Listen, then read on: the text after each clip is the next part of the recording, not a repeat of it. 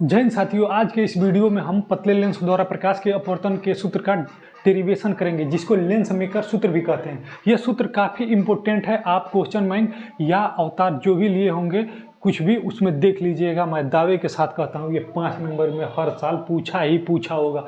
और इस फार्मूले का डेरिवेशन थोड़ा सा टफ है, लेकिन हम इसको ऐसे पढ़ाएंगे कि आपको घोल के पिला देंगे, गारंटी है मेरी। तो चलिए वीडियो को शुरू करते हैं। सबसे पहले हम इस फार्मूले का डेरिवेशन करने से पहले हम एक फार्मूला था जिसमें हमारा प्रकाश किरण विरल माध्यम से सघन माध्यम में प्रवेश की थी, तो हमने एक फार्मूले का डेरिवेशन किया था अपवर्तन का। उसको हमने क्या नाम दिया था कि अवतल या उत्तल पृष्ठ द्वारा प्रकाश के अपवर्तन का सूत्र, यानी अपवर्तन का जो सूत्र था उसको आपको आना चाहिए। तो उसको आपको कहाँ से आएगा, मैं इस वीडियो के डिस्क्रिप्शन में लिंक दे दूंगा, उसको जाकर पहले देखिएगा और फिर इस वीडियो को देखिए तो अच्छे से समझ में आएगा। ठीक है, तो चलिए शुरू करते हैं। तो सबसे पहले हम एक लेंस बनाएंगे। सबसे पहले हम क्या बनाएंगे, एक लेंस बनाएंगे। लेंस बाबा के चश्मों में नहीं लगता है, वह लेंस हवा।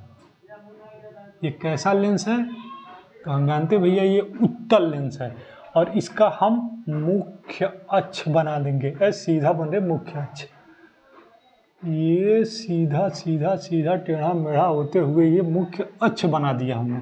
और इससे हम वस्तु का प्रतिबिंब बनाएंगे। तो माना हम एक वस्तु ले लेते हैं, क्या पी, क्या लेंगे, एक वस्तु पी ले लेंगे, और इस पी बिंदु से हम दो किरणें गुजारेंगे और दोनों किरणें जाकर कहीं घच्च से ना मिल जाएंगी और वहीं पे वस्तु का प्रतिबिंब बन जाएगा। तो पहली किरण को हमने मुख्य अक्ष के समांतर डाला सीधे, तो ये चली गई सीधे, सीधे डाला और सीधे बौंद निकल गए। अब दूसरी किरण को हमने यहाँ से कुछ कोण पे डाला, तो यहाँ पे हम डाले ये सीधे। लेकिन उससे पहले हम ये जान लेते हैं कि ये जो हमारा लेंस है ये कहाँ रखा है, ये निर्वात में रखा है, वो वायु में रखा है मान लेते हैं।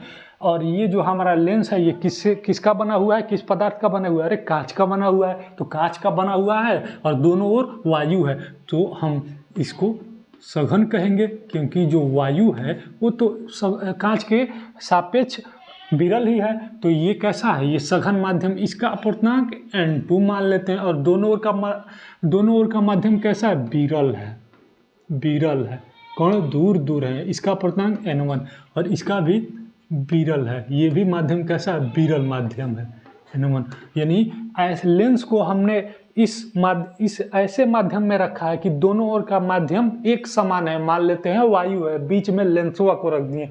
लेंस किसका बना है, कांच का बना है। तो कांच का लेंस बना है, तो कांच और वायु में देखेंगे तो कांच तो सघन हो जाएगा और वायु कैसा हो जाएगा, विरल हो जाएगा। तो पहली किरण पी बिंदु से हमने पहली किरण मुख्य अक्ष के समांतर डाला और वो सीधी निकल गई। दूसरी किरण को हमने ऐसे डाला, कुछ कोण पे डाला। तो हम जानते हैं कि प्रकाश किरण विरल माध्यम से सघन माध्यम में प्रवेश करती है, तो क्या होता है, वो अभिलंब की दूर हटती है, अभिलंब से या पास, बताइए। तो हम जानते हैं कि जब प्रकाश किरण विरल माध्यम से सघन माध्यम में प्रवेश करती है तो अभिलंब की ओर झुक जाती है, अभिलंब की ओर झुक जाती है। तो यहाँ पे हम अभिलंब कैसे बनाएंगे, तो देखिए जो हमारा ये लेंस है ना, ये लेंस है, ये दो गोलों को काट के अरिवा से उसका, और दोनों गोलों को एक ऐसा गोला था और ये भी एक ऐसा गोला था, दोनों गोलों को काट कर अभी ऐसे चिपका दिया गया है, तो लेंस बना है। तो ये हमारा जो ये पहला सतह है ना, इस सतह का कुछ नाम दे देते हैं। सबसे बढ़िया इस सतह का हमने नाम दे दिया ABC और D, और बीच में होता है प्रकाशिक केंद्र O। ओहो, ठीक। तो क्या होता है, ये जो हमारा ये पहला सतह ABC है, ये वास्तव में किसी गोले का भाग है, तो जैसे मान लेते हैं ये ऐसा गोला होगा। चल भाई चाक चल, एक गोला बना देते हैं, मान लेते हैं एक गोला, ऐसा गोला, ये गोला होगा। और ये जो सतह ADC है ये भी किसी गोले का भाग है, तो गोला बना देते हैं। बनाने में कहा जाता है, चाक जाता है, जाने दो है। ये आ गया हमारा ये दूसरा गोला। तो इस ए बी सी जो सतह है ये भी किसी गोले का भाग है, और जो ए डी सी सतह है ये भी किसी गोले का भाग है। तो जो गोला होगा हमारा गोल का उसका केंद्र होगा ना, तो इसका मान लेते हैं केंद्र क्या है। इस ए बी सी के लिए केंद्र ए बी सी जो हमारा सतह है ये किसी गोले का भाग है, तो उस गोले का केंद्र होगा, तो उसको मान लेते हैं C1। और दूसरा ए डी सी जो हमारा सतह है ये भी किसी गोले का भाग है, और वो उस गोले का केंद्र होगा। उस गोले के केंद्र को हम C2 नाम दे देते हैं। ठीक है। तो जब प्रकाश किरण विरल माध्यम से सघन माध्यम में प्रवेश करती है तो अभिलंब की ओर झुक जाती है। तो अभिलंब कैसे बनाते हैं, जहाँ से प्रकाश किरण का अपवर्तन होता है, जिस बिंदु से प्रकाश किरण का अपवर्तन होता है उस बिंदु से और वक्रता केंद्र को जो इस गोले का केंद्र है उससे एक सीधी रेखा खींच देते हैं, वही अभिलंब कहलाता है। तो यहाँ से और यहाँ तक हम एक सीधी रेखा खींच देंगे, ऐसे ये क्या कहलाएगी, ये अभिलंब कहलाएगी। ये पहले सतह के लिए, इसलिए इसको N1 नाम दे देते हैं, इसलिए हम इसको N1 नाम दे देते हैं। तो विरल माध्यम से सघन माध्यम में प्रवेश की, तो इसको यदि ये माध्यम न रहता, ये सघन माध्यम कांच लेंस न रहता, तो ये जाती सीधे, लेकिन ये सीधे नहीं जाएगी, ये अभिलंब की ओर झुक जाएगी। ये हमारी जो प्रकाश किरण है ये अभिलंब है और ये प्रकाश किरण है। तो विरल माध्यम से सघन माध्यम में ये प्रकाश किरण जा रही है, तो इस अभिलंब की ओर झुक जाएगी। तो हमारी प्रकाश किरण ऐसे आई और यहाँ से अभिलंब की ओर झुक के, और यहाँ पे वस्तु का प्रतिबिंब I डैश बना दी। यहाँ तक समझने में कोई दिक्कत नहीं। लेकिन वास्तव में देखें कि इस विरल माध्यम से सघन माध्यम में गई है तो अपवर्तन हुआ है, लेकिन ये देखें तो ये सघन माध्यम है, ये विरल माध्यम, फिर से अपवर्तन होगा। तो वास्तव में ये किरण नहीं गई है। तो ये किरण जब इस बिंदु पे आई है तो ये सघन माध्यम, ये विरल माध्यम, फिर से अपवर्तन होगा, इस बिंदु से फिर से अपवर्तन होगा। तो कैसे होगा, तो अभिलंब, ये सघन माध्यम से विरल माध्यम में प्रवेश की तो अभिलंब से दूर हटेगी। तो अभिलंब कहाँ है, तो इस ए डी सी सतह के लिए अभिलंब, ये प्रकाशिक केंद्र से सीधी रेखा खींच देंगे। तो खींचते हैं, तो ये सीधी रेखा खींचा हमने, और ये N2 दूसरे सतह ए डी सी के लिए ये सीधी रेखा खींचा, ये अभिलंब दूसरे ए डी सी सतह के लिए अभिलंब कहलाई। तो ये जो प्रकाश किरण यहाँ से अपवर्तन होके यहाँ आई है तो फिर से अपवर्तन होगा, तो ये अभिलंब, ये हमारी प्रकाश किरण है, ठीक, और ये हमारा अभिलंब है, तो अभिलंब से दूर हटेगी, हटके और यहाँ पे आ जाएगी, और यहाँ पे फाइनल प्रतिबिंब हमारा I बनेगा। फाइनल प्रतिबिंब क्या बनेगा, I बनेगा। यहाँ तक समझने में कोई दिक्कत नहीं। एक क्विक रिवीजन कर लेते हैं इस किरण आरेख का। सबसे पहले हमने एक उत्तल लेंस बनाया। कैसा लेंस बनाया, उत्तल लेंस बनाया। इसका मुख्य अक्ष बनाया, प्रकाशिक केंद्र बनाया, और इस P बिंदु पर रखे वस्तु का हमने प्रतिबिंब बनाने का प्रयास किया। तो पहली किरण डाले मुख्य अक्ष पे तो वो सीधे निकल गई। दूसरी किरण को हमने यहाँ पे डाला, तो हम जानते हैं कि विरल माध्यम से सघन माध्यम में प्रवेश करती है तो अभिलंब की ओर झुकती है। तो अभिलंब कैसे बनाएंगे, ये जो पहला सतह ए बी सी है ये किसी गोले का भाग है, उस गोले का केंद्र होगा, उस गोले से और जिस बिंदु से अपवर्तन होगा उस बिंदु पे सीधी रेखा खींच देंगे, वही क्या कहलाएगा, अभिलंब कहलाएगा। तो ये अभिलंब हो गया, तो अभिलंब की ओर झुक गई, ठीक है। तो ये अभिलंब की ओर ऐसे झुक गई, प्रकाश की ओर अभिलंब की ओर झुक गई। तो यहाँ पे वस्तु का प्रतिबिंब I डैश बना। लेकिन देख रहे हैं कि यहाँ पे फिर जब ए डी सी सतह पे यहाँ पे कोने पे आ रही है तो फिर से माध्यम बदल जा रहा है, तो फिर से अपवर्तन होगा। तो इसके लिए ए डी सी के लिए हमने अभिलंब बनाया। तो ये जो ए डी सी है ये भी किसी गोले का भाग है, तो इस गोले का केंद्र होगा, तो गोले के केंद्र और जिस बिंदु से अपवर्तन होगा उस पर सीधी रेखा खींच देंगे। तो ये हमारा अभिलंब और ये हमारी प्रकाश किरण। तो ये अभिलंब से दूर हट के यहाँ पे वस्तु का प्रतिबिंब बना दी, ठीक है। तो सतह ए बी सी के लिए हम देखेंगे, सबसे पहले सतह ए बी सी के लिए देखेंगे, फिर सतह ए डी सी के लिए देखेंगे। तो क्या लिखेंगे, ए बी सी सतह के लिए अपवर्तन से, ए बी सी सतह के लिए, ए बी सी सतह के लिए अपवर्तन से, ए बी सी सतह के लिए अपवर्तन से, ए बी सी सतह के लिए अपवर्तन से। हम जानते हैं कि पिछले जो वीडियो था उसमें भी हमने डेरिवेशन किया था। उसमें क्या था कि जब प्रकाश किरण विरल माध्यम से सघन माध्यम में प्रवेश की तो हमने एक अपवर्तन का फार्मूला डिराइव किया था। तो ए डी सी सतह के लिए हम देख रहे हैं तो वही सेम आ रहा है कि विरल माध्यम से सघन माध्यम में प्रवेश कर रही है। तो हम उसमें क्या फार्मूला आया था पिछले वीडियो में, हम जानते हैं कि फार्मूला आया था N2 अपान V minus N1 upon U, N2 अपान V minus N1 upon U बराबर N2 माइनस N1 अपान R, N2 माइनस N1 अपान R। ये फार्मूला आया था अपवर्तन का। तो इस ABC सतह के लिए इस फार्मूले में रखेंगे, ठीक।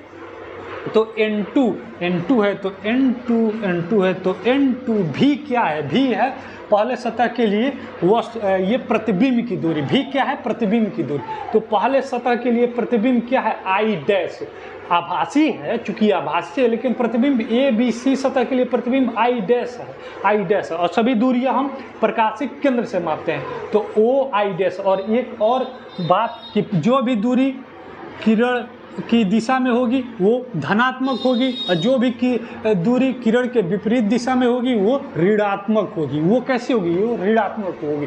तो ओ आई डैश कैसा होगा, ओ आई डैश हमारा धनात्मक होगा, O I dash minus N1 upon U क्या है वस्तु की दूरी, तो वस्तु की दूरी OP, लेकिन कैसा माइनस में, तो माइनस का OP बराबर N2 माइनस N1, तो N2 माइनस N1 बटे R। तो R क्या है, R क्या है, ABC के लिए R है वक्रता त्रिज्या। तो ABC के लिए त्रिज्या ये कैसा होगा, धनात्मक होगा। OC लिख देते हैं सबसे बढ़िया, OC1, ठीक है, OC1, ठीक। अब देखिए इसको हम समीकरण नंबर 1 मान लेते हैं, क्या, इसको समीकरण नंबर 1 मान लेते हैं। फिर सतह ADC के लिए अपवर्तन से, अब कौन सा सतह लेंगे, ADC। तो यहाँ पे एक सीधी रेखा खींच के इसको, चूंकि बोर्ड छोटा है इसीलिए इसको मैनेज किया जा रहा है। तो हम क्या लिखेंगे, ADC सतह के लिए अपवर्तन से, ADC सतह के लिए क्या, अपवर्तन से, ADC सतह के लिए क्या, अपवर्तन से, ADC सतह के लिए अपवर्तन से हम क्या जानते हैं कि जब प्रकाश किरण विरल माध्यम से सघन माध्यम में प्रवेश की तो ये अपवर्तन का सूत्र आया। सेम यही सूत्र यहाँ पे भी लगेगा, लेकिन हमारी प्रकाश किरण ADC के लिए देख रहे हैं कि सघन माध्यम से विरल माध्यम में प्रवेश की है, तो सेम यही फार्मूला रहेगा, लेकिन N2 के जगह पे N1 और N1 के जगह पे N2 हो जाएगा, ठीक है। तो क्या हो जाएगा N1, तो N2 के जगह पे N1 अपान V, तो N1 अपान V माइनस N1 के जगह पे N2, तो N2 अपान U बराबर, यहाँ पे N2 है यहाँ पे N1 है, तो N2 माइनस N1 के जगह पे N1 माइनस N2 हो जाएगा। तो यहाँ पे N1 माइनस N2 अपान R, अब रखेंगे ये देखिए, ये N1 है तो N1 बटे V क्या है, V क्या होता है, प्रतिबिंब की दूरी। तो ADC के लिए प्रतिबिंब क्या है, ADC के लिए प्रतिबिंब क्या है, OI, ये ADC के लिए प्रतिबिंब क्या है, OI, तो OI लेकिन किस में होगा, पॉजिटिव में होगा, माइनस N2 अपन U क्या है? प्रतिबिंब। U क्या है? यू क्या है? वस्तु की दूरी। तो वस्तु की दूरी क्या है? यहाँ पे ये जो प्रतिबिंब बना है, ये जो यहाँ पे वस्तु ये जो है उसी का ये प्रतिबिंब I बना है। वास्तव में ये किरण जो आई है ये आभासी आई है। तो ये जो दूसरा सतह है ADC, उसके लिए I डैश वस्तु का काम करेगा और I क्या है? प्रतिबिंब का काम करेगा। तो U क्या है? वस्तु की दूरी। तो इसके लिए OI डैश, इसके OI डैश। U क्या है? दूसरे सतह के लिए वस्तु की दूरी। तो दूसरे सतह के लिए, जो दूसरा सतह के लिए ये प्रतिबिंब बना है, ये कहाँ से बना है? ये किरण गई है यहाँ पे यहाँ में तो नहीं गई है, लेकिन आभासी गई है। तो ये किरण वापस आई है, ठीक है। तो इसी किरण की सहायता से ये किरण आई है। तो यहाँ पे जो किरण मिली है, यहाँ पे इसका उत्पत्ति यहाँ से हुआ था, तो ये क्या कहलाएगा? ये वस्तु कहलाएगा, ठीक। और फिर N1 माइनस N2 अपान R क्या है? वक्रता त्रिज्या। तो ADC के लिए वक्रता त्रिज्या क्या है? ये C। तो OC2, लेकिन ये किस में होगा? ये निगेटिव में होगा। ये OC2, लेकिन ये किस में होगा? ये निगेटिव में होगा। ये समीकरण नंबर 2 हो गया। यहाँ तक समझने में कोई दिक्कत नहीं। अब समीकरण 1 और 2 को क्या करेंगे? जोड़ देंगे। तो लिखेंगे समीकरण 1 प्लस 2 से क्या? समीकरण 1 प्लस समीकरण 2 से, समीकरण 1 प्लस समीकरण 2 से। देखते हैं समीकरण 1 और 2 को जोड़ने पे हमको क्या मिलता है, ठीक। समीकरण 1 व 2 से N2 अपान OI डैश, एक लेफ्ट साइड जोड़ देते हैं, राइट साइड जोड़ देते हैं। तो N2 अपान OI डैश, तो ये N2 अपान OI डैश, और ये माइनस मिलके क्या हो गया? जाएगा प्लस N1 अपान OP। तो N1 अपान OP, और फिर इसमें ये जोड़ेंगे। तो प्लस क्या जोड़ेंगे हम? N1 अपान OI डैश, N1 अपान OI और माइनस N2 अपान OI डैश, बराबर। अब इसका एक पक्ष जोड़ेंगे, दायां पक्ष N2 अपान N1। तो N2 माइनस N1 अपान OC1, और फिर इसमें प्लस करेंगे, plus N1 minus N2 upon minus OC2। अब देखेंगे कुछ कट रहा है का? तो हाँ, कट रहा है। N2 अपान OI डैश माइनस में और N2 अपान OI डैश प्लस में, दोनों कट गया, ठीक है, दोनों कट गया। तो अब लिखेंगे क्या? N1 upon OP। यहाँ पे N1 और N1 दोनों जगह से कॉमन ले लेते हैं। N1 और N1 दोनों जगह से यदि कॉमन लेंगे N1, तो क्या बचेगा? 1 अपान OP और प्लस 1 अपान OI, बराबर। इन दोनों जगह से हम क्या कॉमन ले सकते हैं? इन दोनों जगह से हम सबसे पहले यहाँ से हम माइनस कॉमन लेंगे, ठीक।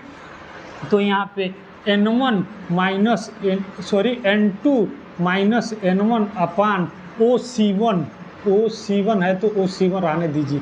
यहाँ पे माइनस कॉमन ले लेते हैं। यहाँ पे माइनस कॉमन जब लेंगे, तो यहाँ पे जब माइनस कॉमन लेंगे, या अंदर ये जो ऊपर गुणा होगा, ये माइनस है, ये इसका ऊपर गुणा कर देते हैं, ठीक है।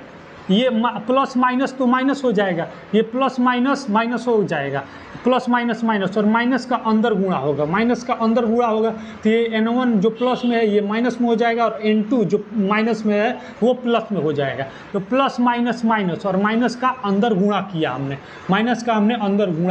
तो माइनस क्या हो जाएगा? N2 और माइनस N1 अपान OC2 हमने क्या किया, सबसे पहले प्लस माइनस से माइनस, प्लस माइनस से माइनस। अब इस माइनस का अंदर गुणा कर दिया जाए, इस माइनस का अंदर गुणा कर दिया जाए तो जो माइनस में है वो प्लस में हो जाएगा, जो प्लस में है वो माइनस में हो जाएगा। यहाँ तक समझने में कोई दिक्कत नहीं, यहाँ तक समझने में कोई दिक्कत नहीं। लेकिन देखिए जब ये प्लस माइनस हुआ है, प्लस माइनस तो माइनस हुआ है, और माइनस का जब अंदर गुणा करेंगे तो ये प्लस हो जाएगा।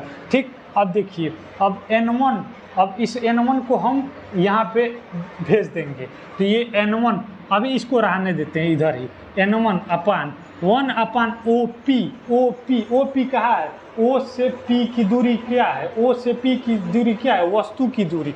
तो वस्तु की दूरी को हम U से रिप्रेजेंट करते हैं और ये होगा निगेटिव में, ये होगा निगेटिव में, क्योंकि OP ये किरण के विपरीत दिशा है में, तो माइनस में हो जाएगा OP, और प्लस 1 अपान OI क्या है, OI क्या है, वस्तु की दूरी, तो सॉरी प्रतिबिंब की दूरी, और ये होगा पॉजिटिव में, ये होगा पॉजिटिव में, तो plus.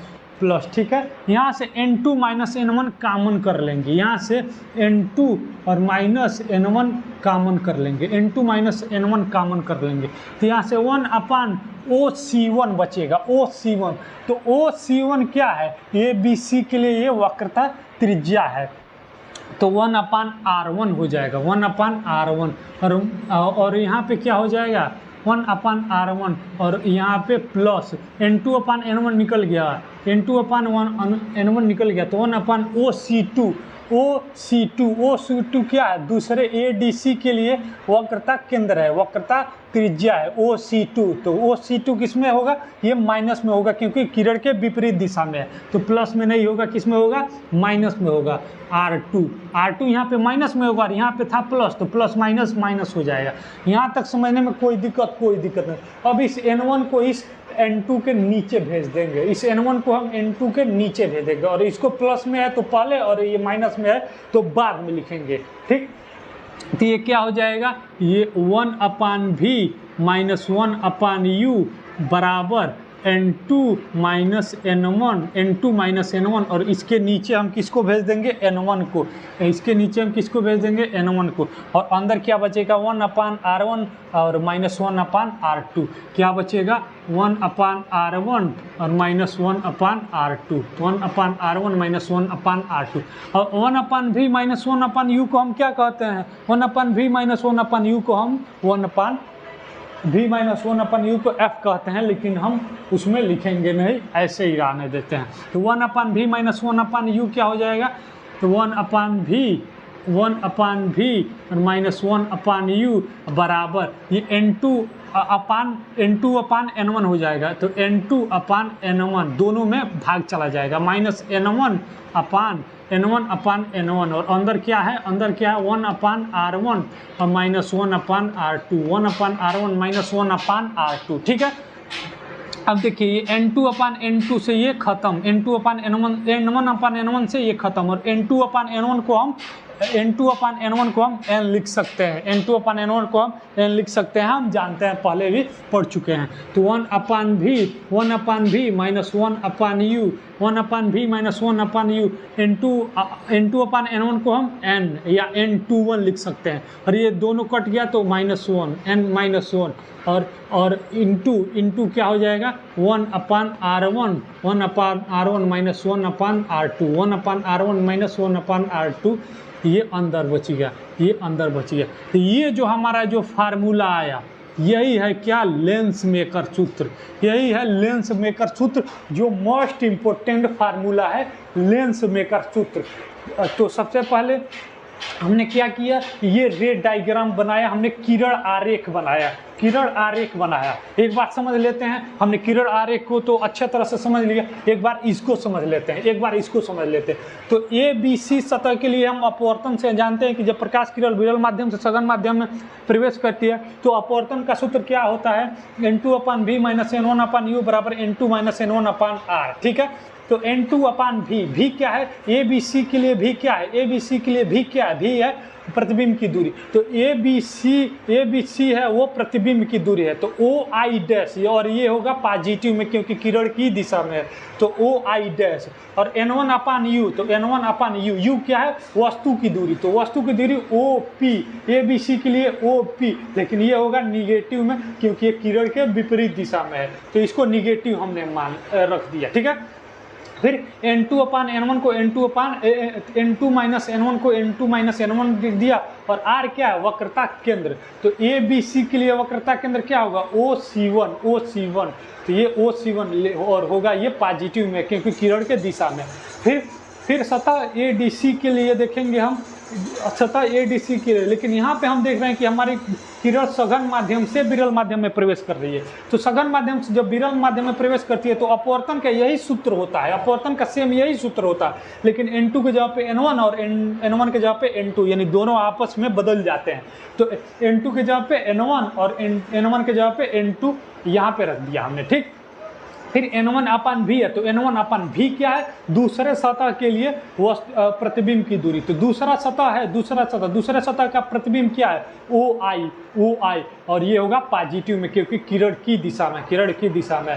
Minus N2 upon you क्या है, वस्तु की दूरी। तो वस्तु की, ये जो प्रतिबिंब बना है, इस यहाँ से जो किरण गई है, यहाँ से आई डैश से जो किरण गई है, उसी किरण स्रोत से ये आई प्रतिबिंब बना है। आई डैश किरण स्रोत से ही आई प्रतिबिंब बना है, यानी यहाँ से जो किरण गई है इसके कारण ये यहाँ पे प्रतिबिंब बना है। ठीक है, तो N2 अपान यू, तो यू ये वस्तु का काम करेगा, जो पहले सतह के लिए प्रतिबिंब का काम करेगा वो दूसरे सतह के लिए वस्तु का काम कर रहा है। तो ओ आई डैश, लेकिन ये भी होगा पॉजिटिव में क्योंकि किरण के दिशा में है। और ये same to same N1 minus N2 upon R क्या है, दूसरे सतह के लिए वक्रता त्रिज्या, तो OC2, लेकिन ये होगा पॉजिटिव में क्योंकि ये किरण के विपरीत दिशा में है। तो OC2 ये निगेटिव में हो गया, निगेटिव में होगा क्योंकि ये किरण के विपरीत दिशा में है, तो ये निगेटिव हो गया। अब समीकरण 1 व 2 को हम जोड़ दिए हैं, तो N2 upon O I dash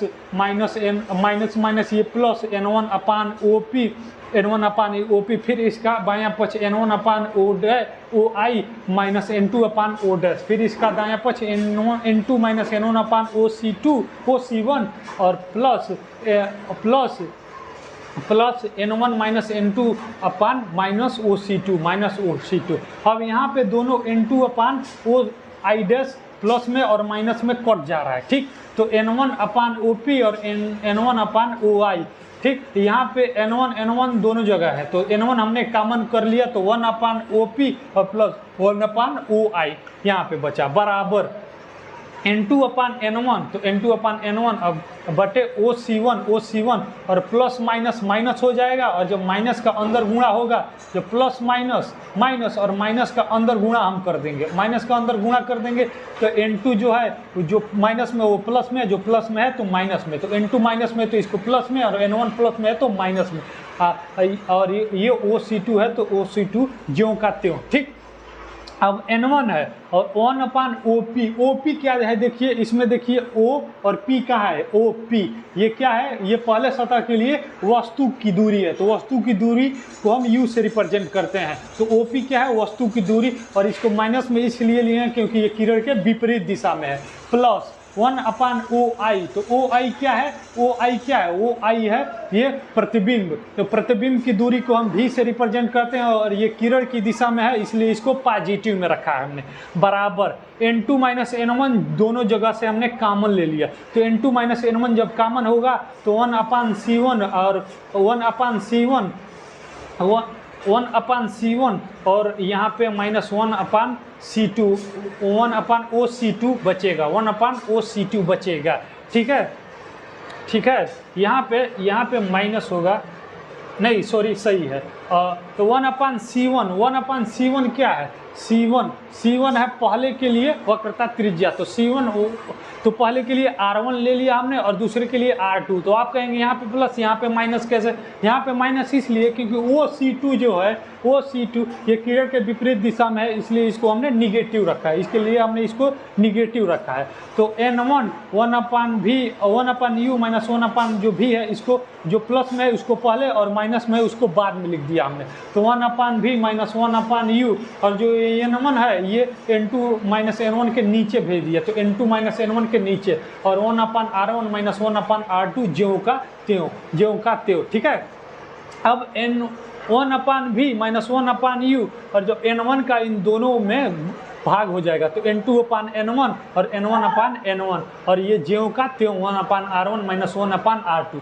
अब N1 से N1 खत्म हो गया और N2/N1 को हम N21 या N लिख सकते हैं। तो 1/v minus 1/u 1/v minus 1/u 1/v minus 1/u N2 minus N1 को N2/N1 को N और N1 से N1 कट गया तो एक बचा और एक 1/R1 माइनस 1/R2 ये बच गया। ठीक है, थोड़ा जगह कम है इसलिए थोड़ा सा इस लाइन को ध्यान से देखिएगा। ये हमारा लेंस मेकर सूत्र हो गया। यदि समझने में कोई भी दिक्कत हो तो आप कमेंट करिए। और ये फार्मूला ये जो डेरिवेशन है यदि समझ में नहीं आया है तो इसलिए नहीं समझ में आया है क्योंकि ये जो हमारा फार्मूला है ये डेरिवेशन ये आप देखे नहीं होंगे। तो मैं इस वीडियो के डिस्क्रिप्शन में इस फार्मूले का जो डेरिवेशन है उसका लिंक डाल दूंगा, उसको आप देख लीजिएगा, फिर इसको देखिएगा। यदि न समझ में आए तो वीडियो को एक बार और देखिएगा, आपको समझ में आ जाएगा। ठीक है, थैंक यू। इसको अच्छे से देखिए और इसको 3-4 बार पेज पे जब लिखेंगे रिवाइज कर लेंगे तो दिमाग में फिट हो जाएगा और ये पक्का है बोर्ड एग्जाम में आएगा। ठीक है।